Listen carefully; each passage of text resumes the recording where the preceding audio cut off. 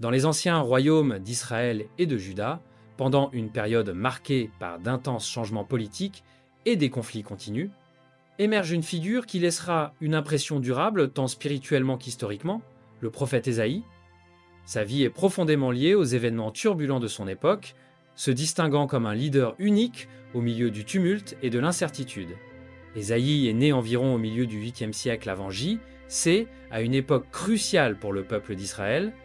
Sa naissance est mentionnée dans le premier chapitre du livre d'Ésaïe, verset 1, la vision concernant Juda et Jérusalem qu'Ésaïe, fils d'Amoz, a vue pendant les règnes d'Ozias, de Jotham, d'Achaz et d'Ézéchias, rois de Juda.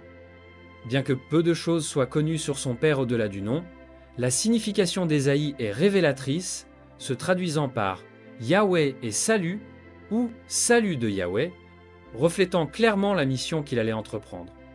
Vivant à Jérusalem, la capitale de Juda, Ésaïe a connu une ère de grande instabilité politique et de menaces externes constantes.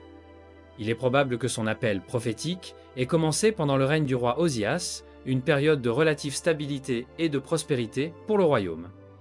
C'est dans ce contexte qu'Ésaïe a eu une vision transformatrice dans le temple, marquant le début officiel de sa vocation en tant que prophète.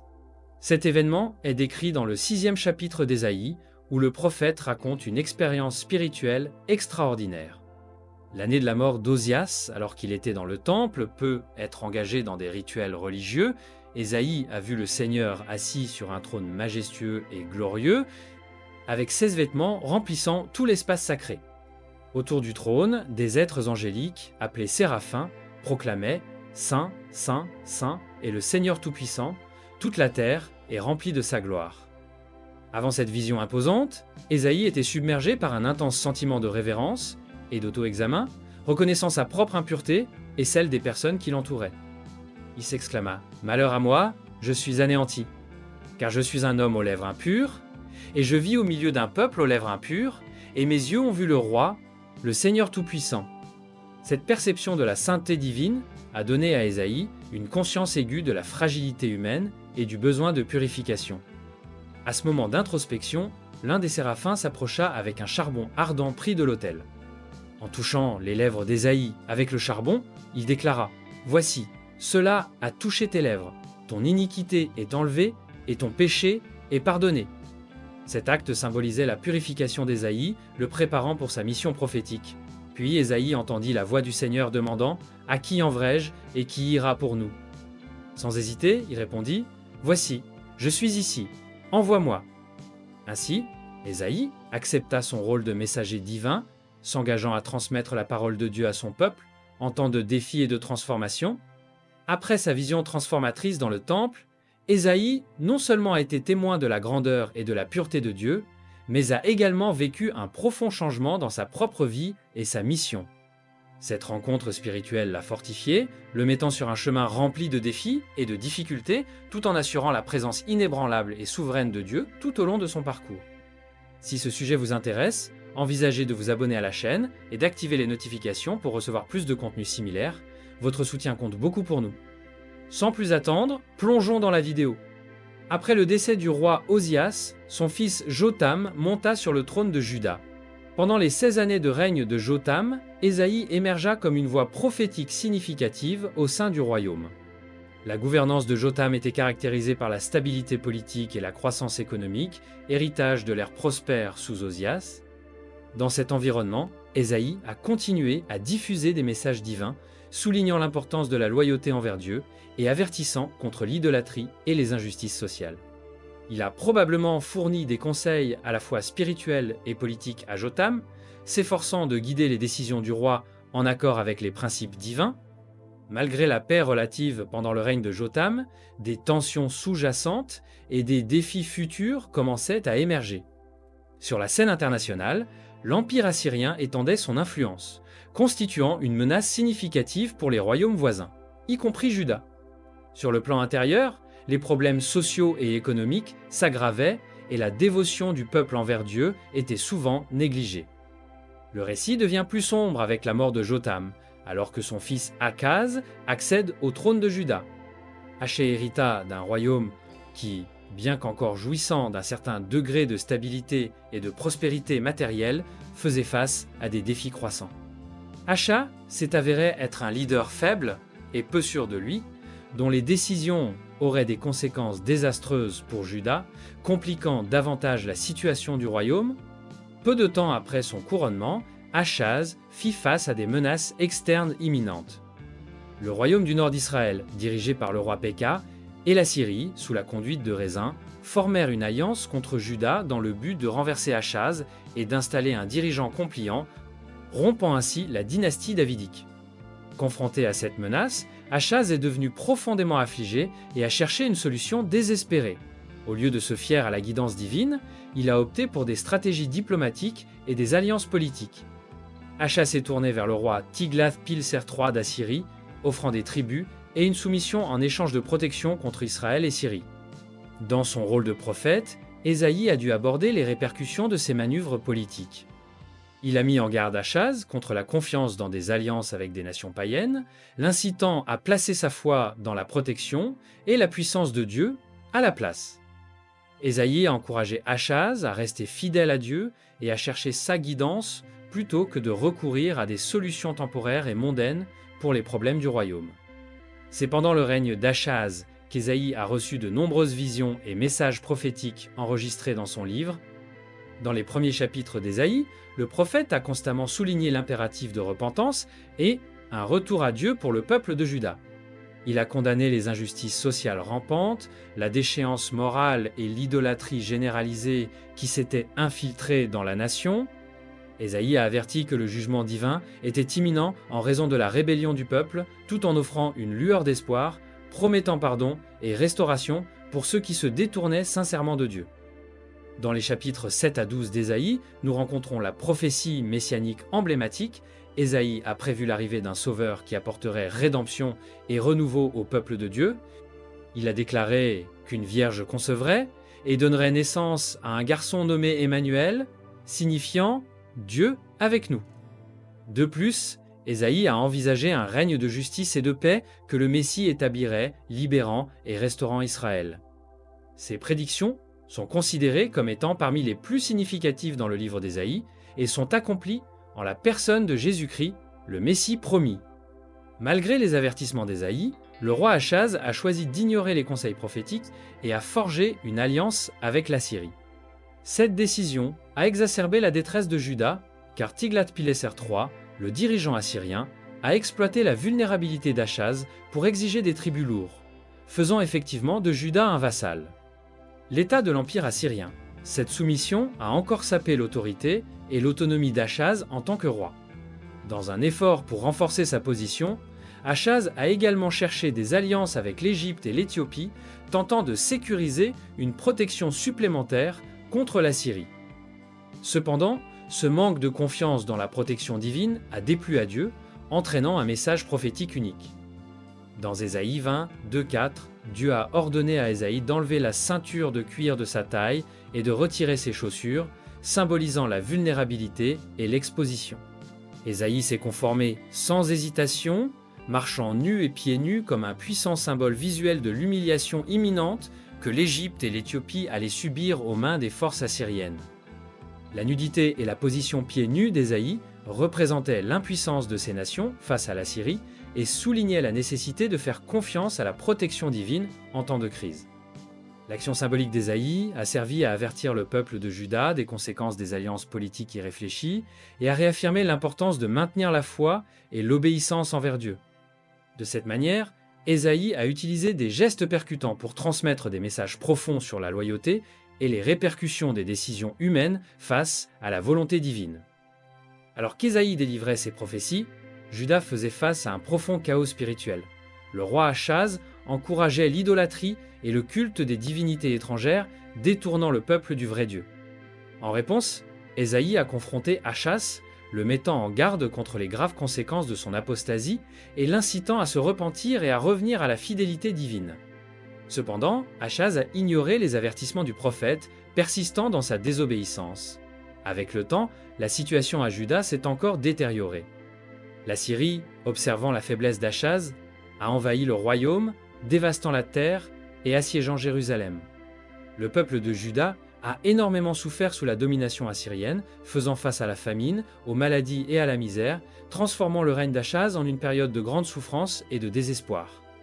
La mort d'Achaz n'a pas apporté de soulagement à Juda, mais plutôt le début d'une ère encore plus tumultueuse. Son fils, Ézéchias, a hérité d'un royaume en ruine et confronté à des défis croissants.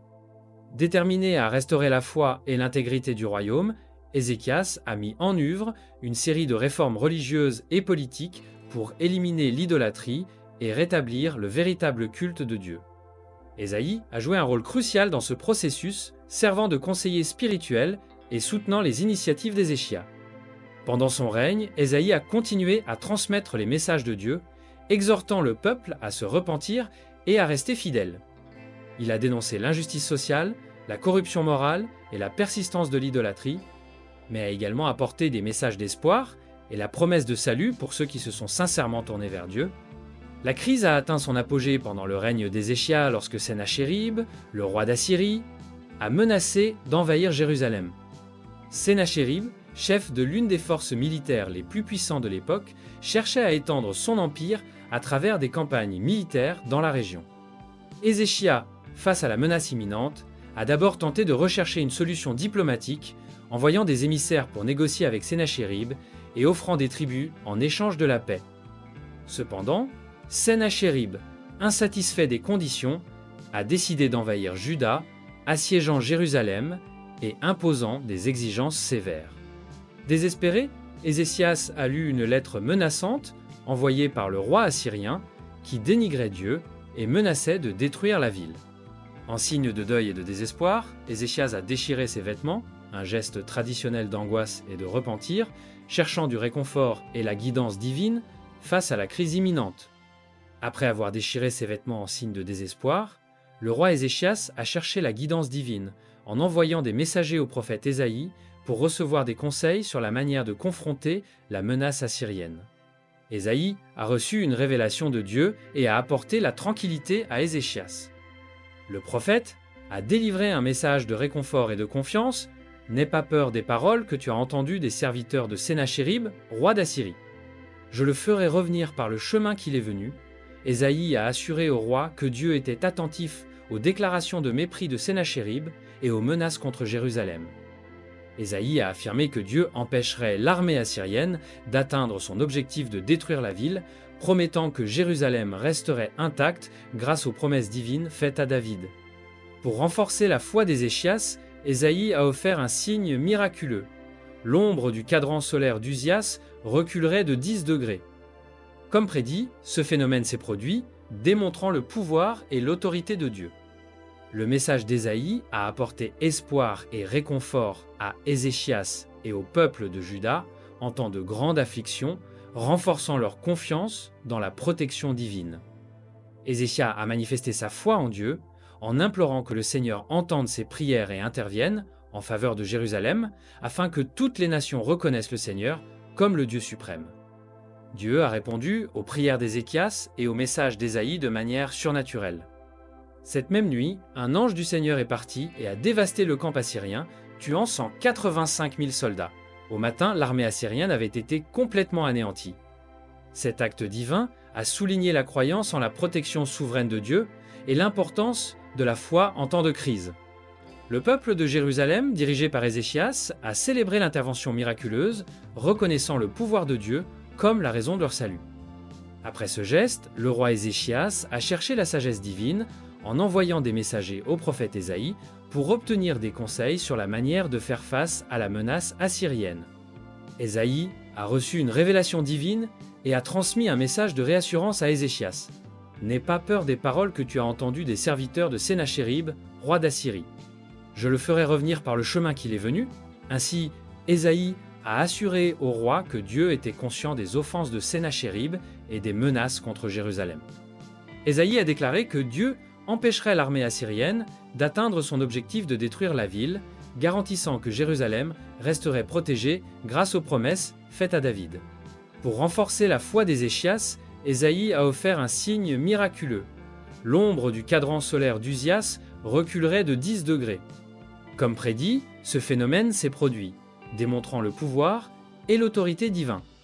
Le message d'Ésaïe a apporté espoir et réconfort à Ézéchias et au peuple de Juda en un moment d'extrême affliction, consolidant leur confiance dans la protection divine. Ézéchias, manifestant sa foi, a supplié Dieu d'entendre ses prières et d'intervenir en faveur de Jérusalem afin que toutes les nations reconnaissent le Seigneur comme le Dieu suprême.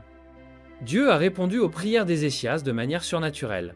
Cette même nuit, un ange du Seigneur est parti et a détruit le camp assyrien, éliminant 185 000 soldats.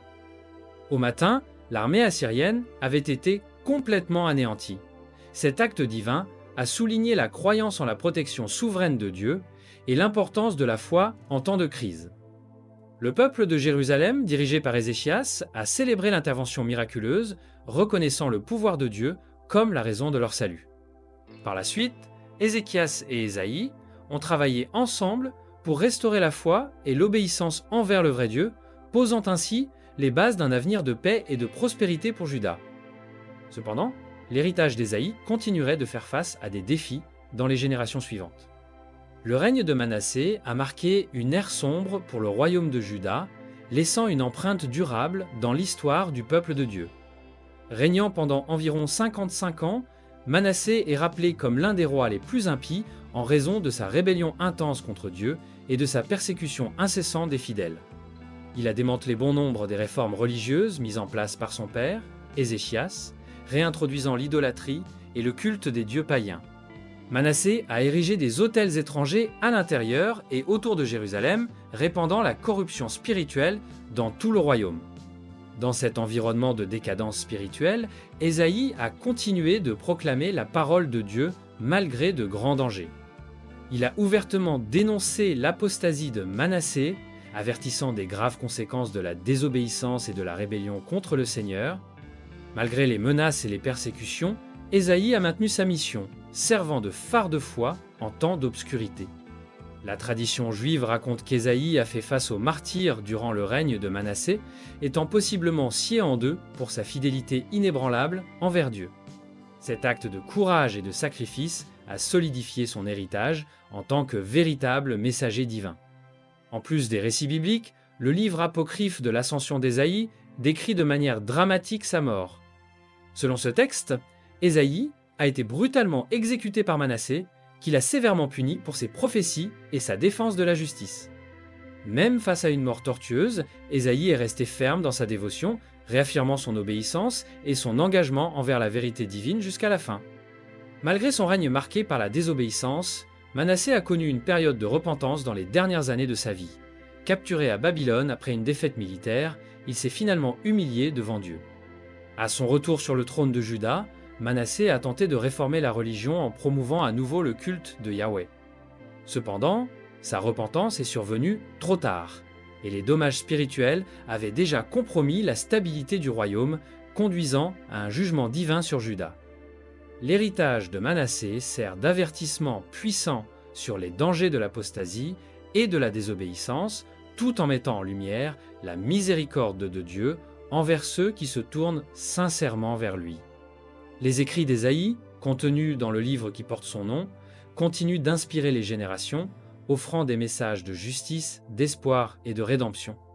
Les prophéties messianiques d'Ésaïe, en particulier celles annonçant la venue d'un sauveur, restent centrales dans la foi judéo-chrétienne, réaffirmant la promesse de Dieu de salut et de renouveau pour son peuple. Si ce contenu a touché votre cœur, n'hésitez pas à vous abonner à notre chaîne et à activer les notifications pour continuer à recevoir du contenu inspirant sur la foi, l'histoire et la transformation spirituelle. Partagez cette vidéo avec vos proches et rejoignez notre communauté de chercheurs qui renforcent leur chemin spirituel. Laissez votre commentaire ci-dessous et racontez-nous comment la foi a impacté votre vie. Grandissons ensemble et répandons l'espoir à chaque étape du chemin.